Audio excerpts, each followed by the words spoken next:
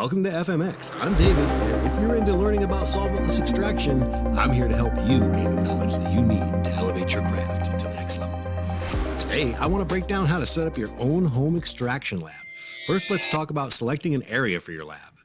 You want an area with tile, linoleum, or wood flooring because you're going to make at least a little bit of a water mess, so carpeted areas are going to be less than ideal.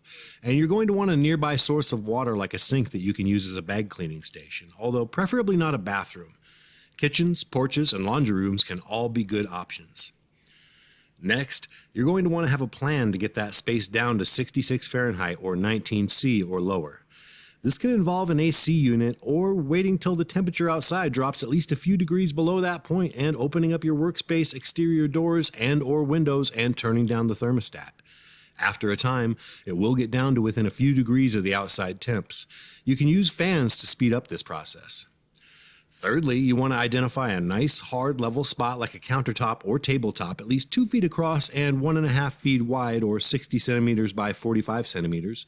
In my case, it would be this chest freezer to lay down a towel and pressing screen and use as a collection and sifting area.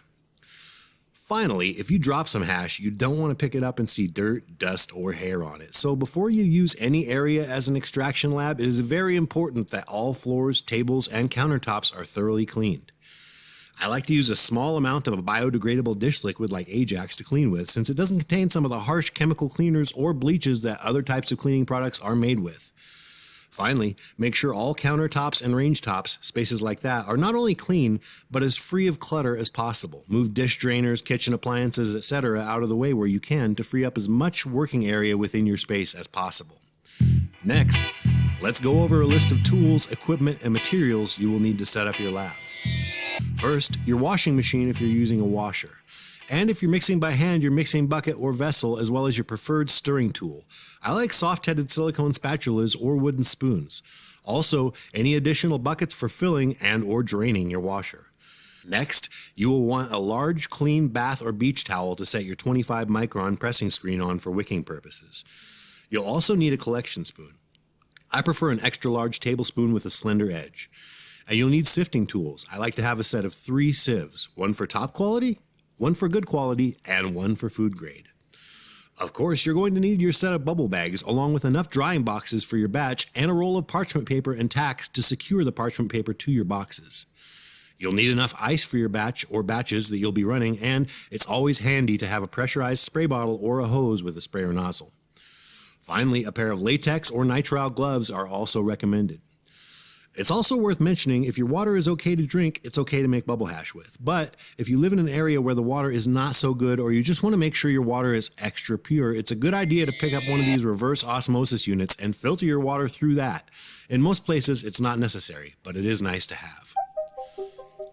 Once you have selected and cleaned your area and have a plan for cooling it to the proper temperature, it's now time to set it up in preparation for your extraction process.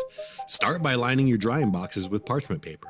Generally, when running a 5-gallon bubble bag set, I prepare a minimum of 2 boxes per wash that I plan to do.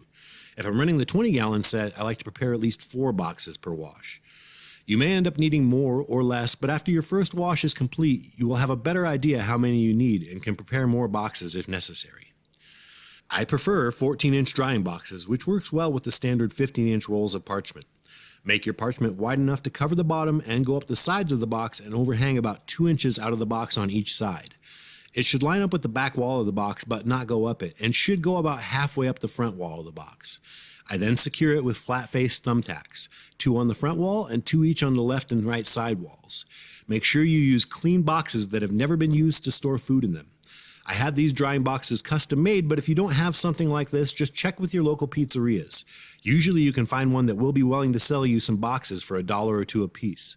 Just make sure you get the 14-inch boxes since they're pretty much a perfect fit for the standard size of parchment paper. Next, set up your collection and sifting area. Take one of your large towels, fold it widthwise, then lengthwise, and set it on the countertop area you have set aside for collection and sifting. The bottom end will hang off the edge of the counter. Then lay a 25 micron pressing screen on the top end. If using a bag stretching vessel, set that off to the side of your towel along with your sieves and collection spoon. Next, pack your bucket or vessel with the bags you plan to use for your first wash, starting with the smallest micron size and working your way up.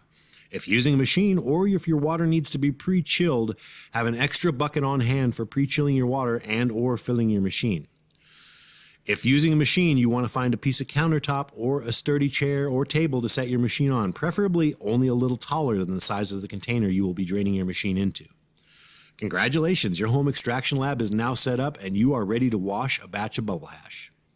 If you found this information helpful, hit that like button, and if you haven't already, subscribe and hit that notification bell so you'll always be alerted of future uploads. If you have any questions on this topic or any tips to share, or you noticed anything that I missed that you usually include in your lab setup and preparation process, please leave it down below and let's hash it out in the comments section. As always, this has been David with Full Melt Extractions. Thanks for washing and happy hashing.